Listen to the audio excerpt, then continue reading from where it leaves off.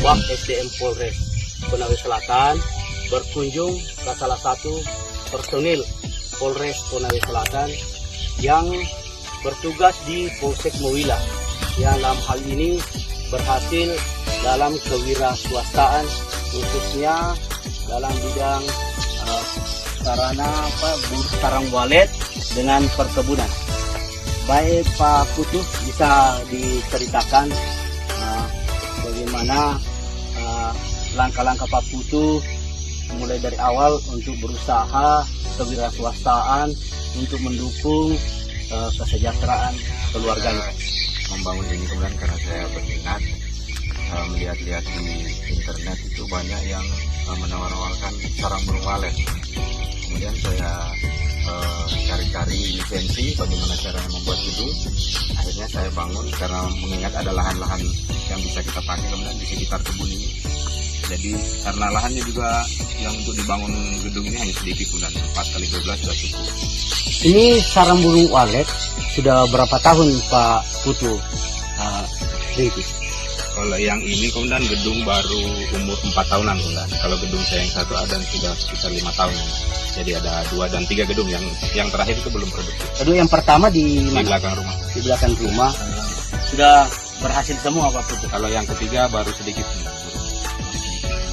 Sebelum Pak Putu bergelut di bidang sarang walet ini, Pak Putu saya lihat ini juga di kebun ini ada kebun jeruk nipis. Ya.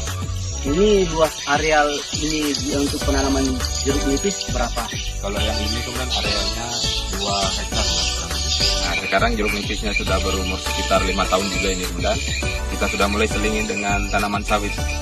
Maksudnya siapa tahu ini nanti jeruk nipisnya mati, sawitnya mati. Kalau dilihat potensinya jeruk nipis ini dengan sarang walet yang mana lebih menjanjikan hasilnya? Kalau menjanjikan sama-sama kemudian, tetapi untuk perawatan lebih susah merawat jeruk nipis kemudian daripada kita merawat gedung walet. Karena jeruk nipis itu kita harus semprot buah, semprot rumput. Kalau kita tidak semprot kemudian jatuh buah dimakan. Pak Putu modal awalnya dari mana? Kalau modal awal dari kredit. Ini jeruk nipis ini panennya berapa kali dalam 1 tahun? Kalau untuk normalnya kemudian dia tiap 20 hari dipanen. 20 sampai 25 hari itu sudah ada lagi yang dipanen.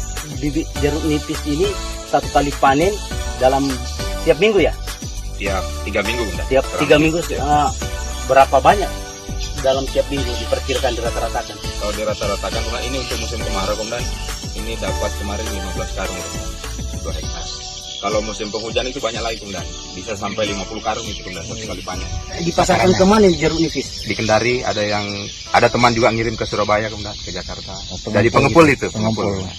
Kalau kita kan murni jual ke pengepul. Jadi harga per kilonya berapa ini jeruk nipis?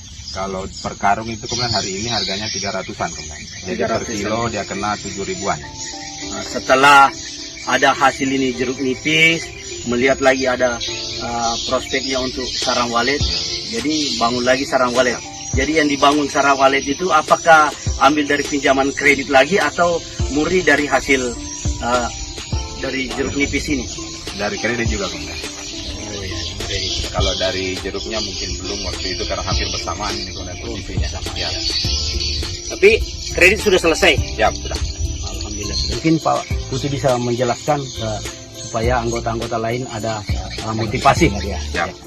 Kalau dari saya kemudian saya cenderung ke RBW ini kemudian rumah burung walet. Karena apa kemudian usia kita makin lama makin tua, kita pasti sudah akan mendekati umpamanya usia pensiun. Di usia pensiun itu kalau kita punya RBW kita tinggal menunggu hasil kemudian. Jadi kita tidak seperti mengurus kebun, kita harus beli cangkul, harus memupuk dan lain sebagainya. Kalau punya RBW ini kemudian tiap 1 bulan atau 2 bulan sekali kita hanya nyemprot hama saja. Kemudian panennya 15 hari. Jadi tidak terlalu sibuk untuk mengurus, bahkan orang lain juga bisa kita suruh untuk mengurus ini.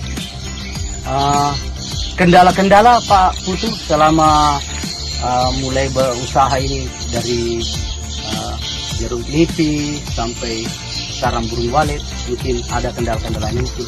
Kalau kendalanya itu di awal saja kemudian kita harus puasa dulu karena mulai kita menanam atau membangun ini kita harus menunggu sampai dia berhasil. Itu saja, Komandan. Tidak ada kendalanya, Komandan.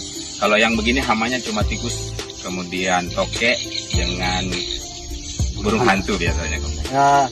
Dari tugas anggota Polri kan ini kita luar biasa Ya. untuk ada di tengah-tengah masyarakat. Bagaimana Pak Putu bisa membagi waktu dari dinas dengan urusan bisnis.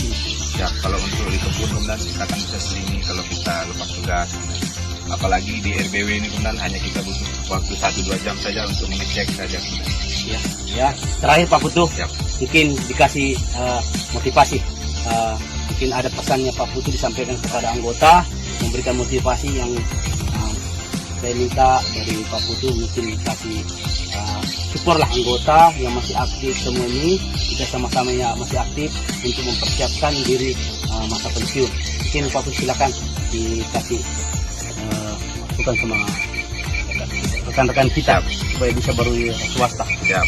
Mohon izin Komandan, senior, rekan-rekan saya yang masih aktif, mungkin sedini mungkin kita bisa siapkan diri untuk kedepannya kita menghadapi usia purna tugas. Apa yang harus kita lakukan? Jika kita tidak memiliki dana cukup, mungkin bisa kita pertama mengambil kredit, tapi kredit itu bagaimana caranya kita mengatur agar uang itu bisa mencari uang. Bukan sebaliknya, uang kita pakai hambur-hambur, kemudian kita menderita untuk membayar. Kita bisa membangun seperti RBW ini salah satunya, atau investasi-investasi yang lain. Terima kasih Pak Putu ya. Siap. Saya nggak waktunya.